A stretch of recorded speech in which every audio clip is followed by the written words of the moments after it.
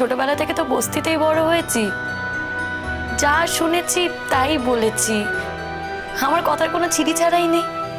তবে কি জানো তো লালন, এখন যখন সব ভালো ভালো কথাগুলো শুনি না, আমি ভেতরে নিই গো, ভালো করে কথা বলার চেষ্টা করি, সব সময় যে ভালো কথা বেরোয় সেটা নয়।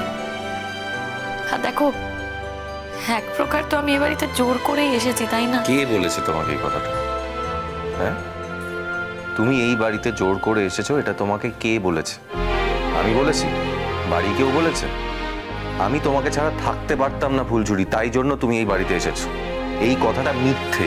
এই কথাটা তুমি ভেবো না যে এই বাড়িতে তুমি জোর করে ঢুকেছো। লালন, এটা আমার শ্বশুর বাড়ি, আমি জোর করেই ঢুকেছি গো। তা না হলে কি করতাম বলো তো? এই দুটো মানুষকে কে দেখতো? তুমি তাদের একমাত্র ছেলে, তখন আমি আলাদা হয়ে যেতাম? হ্যাঁ, বাবা মা একা পড়ে থাকতো, সেটা আমি হতে দিতাম বলো? সেটা আমি কিছুতেই হতে দিতাম না লালন। লালন দেখো, বাবা যে সবসময় আমার সাথে খারাপ ব্যবহার করে সেটা কিন্তু নয়, জানো তো। মাঝে মধ্যে আমার সাথে ভালো করে কথা বলে, মানুষটা আমাকে হয়তো ভালোবাসে কিন্তু প্রকাশ করতে পারে না। তা নাহলে বলো তো, এই অষ্টমঙ্গলাতে আমার বাপের বাড়ি চলে গেল, হ্যাঁ, আমাকে একবারে জোর করে নিয়ে চলে এলো। তুমি বলো না, ভালো না বাসলে এটা কেউ করতে পারে? মা আমায় বলেছে জানো তো, যে বাবা আমাকে ছাড়া থাকতেই পারে না, তাই এরকম করেছে। ওই দয়া দাক্ষিণ্য করে আমাকে একটা রাত্রি শুধু বাপের বাড়িতে থাকতে দিয়েছে। তবে মায়ের সব কথা যে আমি বিশ্বাস করছি সেটা কিন্তু নয়। তবুও কল্পনা করতে কার না ভালো লাগে বলো? আমারও ভালো লাগে। আমার বুড়ো শ্বশুর বৌমাকে ছাড়া থাকতেই পারছে না, তাই তার বাপের বাড়ি দৌড়ে চলে গেছে। দেখো, সেটা যে আমাকে শায়েস্তা করার জন্য, প্রতিশোধ নেওয়ার জন্য, আমার কিন্তু মনে হয় না জানো। বাবার মতো মানুষ প্রতিশোধ নেবে, তার প্রতিশোধ নেওয়ার ইচ্ছে থাকবে। আর দেখো, মা হয়তো ঠিকই বলছে। দেখো, মা তো আমাদের সবার থেকে বেশি বাবাকে চেনে বলো, বেশি দিন ধরে বাবাকে দেখছে, তাই মা যেটা বলেছে হয়তো সেটাই ঠিক। বাবা হয়তো আমাকে ছাড়া থাকতেই পারে না, তাই আমাকে বাপের বাড়ি থেকে নিয়ে চলে এসেছে।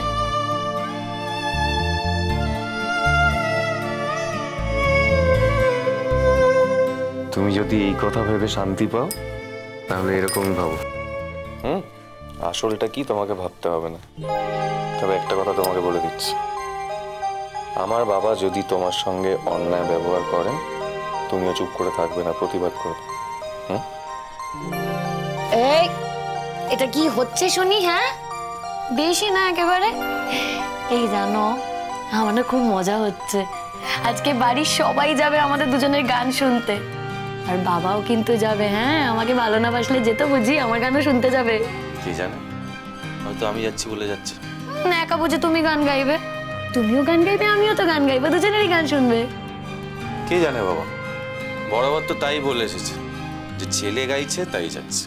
সে বলুক, ও বুড়ো না মিথ্যে কথা বলছে গো। দেখবে যে মিথ্যে কথা বলে না, সে একই কথা বারবার বারবার বলতে থাকে। আমি বলছি তোমাকে মিথ্যে কথা বলছে। আর তুমিও তো ভেবো না লালন, বাবা যদি আমাকে ভালো নাও বাসে না, আমি ঠিক বাবার ভালোবাসা আদায় করে নেব, দেখে নিও।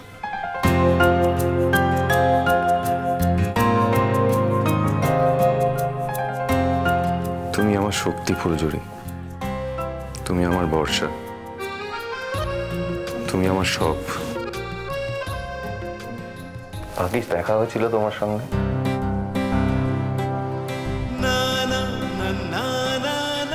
তুমি আমার জীবনে এসেছো, তাই আমার জীবনটা বদলে গেছে ফুলঝুরি। আমাদের প্রথম দেখা হওয়াটা মনে পড়ে?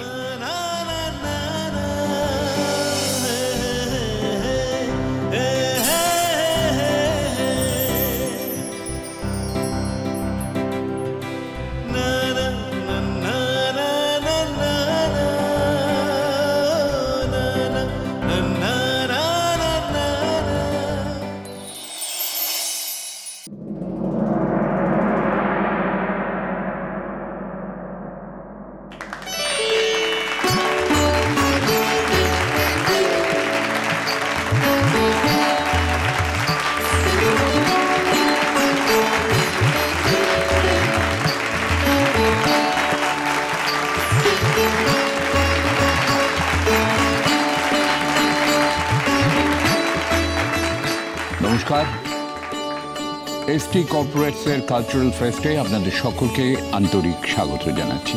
আপনারা জানেন এই কালচারাল ফেস্টটা আমাদের একটা বার্ষিক অনুষ্ঠান, খুব সুন্দর আকর্ষণীয় অনুষ্ঠান। এখানে হয় মূলত গানের,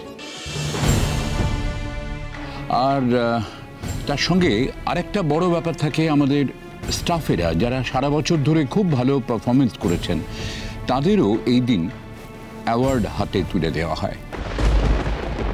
আর এটা অত্যন্ত আনন্দের সংবাদ যে আমাদের সকলের অত্যন্ত শ্রদ্ধাভাজন আমাদের CEO mister DK. Bajoria, chief executive officer, তিনি আজকে আমাদের মধ্যে উপস্থিত আছেন এবং অ্যাওয়ার্ডই যারা তাদের হাতে তিনি এই অ্যাওয়ার্ড তুলে দেবেন। আমরা প্রথমে সেই অ্যাওয়ার্ড সেরিমনিটা করে নেব, তারপরে আমরা ঢুকে পড়বো আমাদের আজকের মূল অনুষ্ঠানে, অর্থাৎ সঙ্গীতের অনুষ্ঠানে।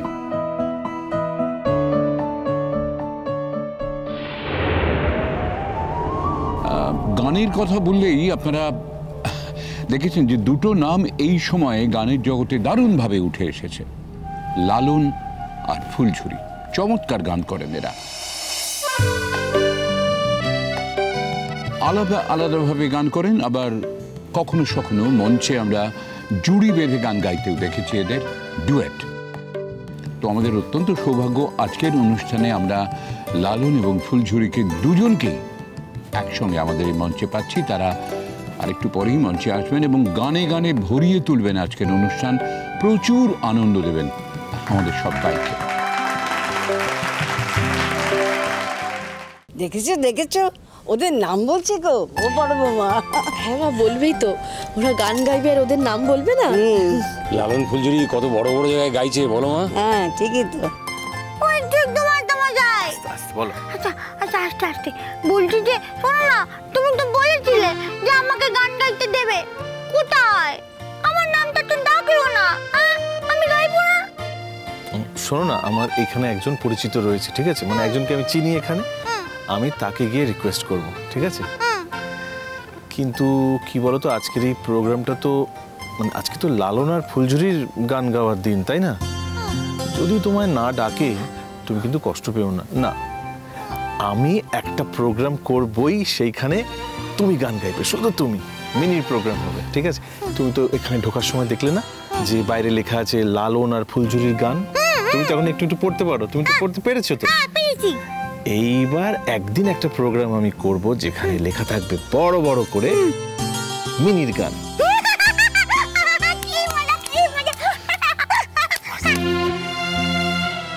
কি হলো মিনি, এত জোরে জোরে হাততালি দিয়ে হাসছো কেন? ও বাবা, একটু একটু মাস্টারমশাই কি বলেছে জানো? ওই যে ঢোকার সময় দেখলে না যে বড় বড় করে লেখা ছিল ফুলঝুরি আর লালনের গান। একদিন দেখবে ওখানে লেখা থাকবে মিনির গান। এই শোনো, তুমি কিন্তু একটা ভুল কথা বলেছো, জানো তো? কি? তুমি বলেছো যে ওখানে লেখা থাকবে মিনির গান। না, তাহলে শুধু মিনির গান লেখা থাকবে না বাপু। ওখানে লেখা থাকবে একটু একটু মাস্টারমশাই আর মিনির গান।